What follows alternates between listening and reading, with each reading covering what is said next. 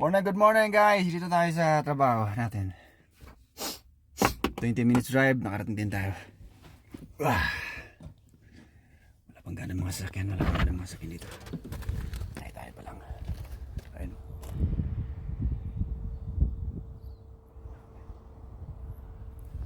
Precast factory. Lalangoy na naman tayo sa halo mga kaibigan. Ay naku, sakit na ng balaan ko nga. Aray.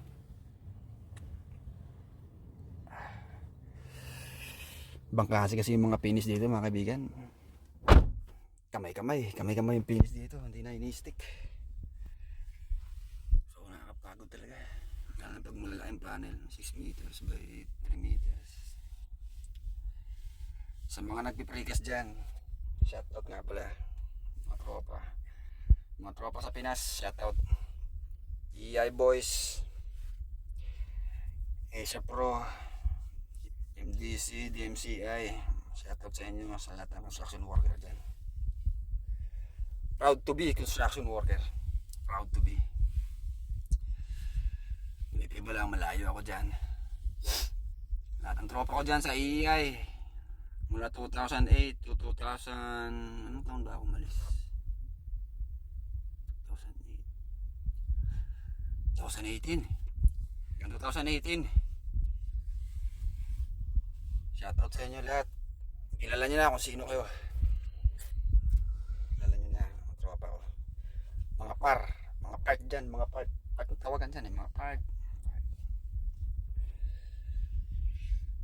kumusta, ingat lagi sa mga, lalo na sa mga high rise natin, dyan, ingat sa labas, mga exterior, Kundula boys, scaffolder, lalo na scaffolder, ingat kayo palagi sa labas, mga nag-recut sa labas, oranas ko yan, recutching sa labas, mga bukol, mga hasa, mga chipping, nako. Ingat kayo palagi. Don't forget to use full body harness, double lanyard pala. 50% tie off, 100% tie off.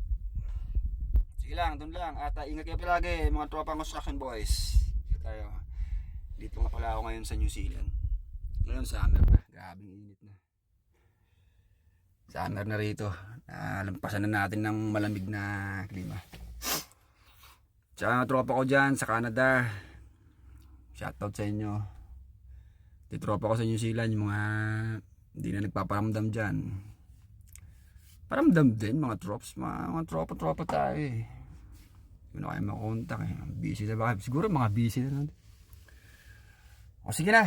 At ako eh Kape 6 na tanghali. Sa Pinas siguro mga ilang oras ba ang advance? 5? So mga 6, mga alas 6 o alas 6 nga, alas 6.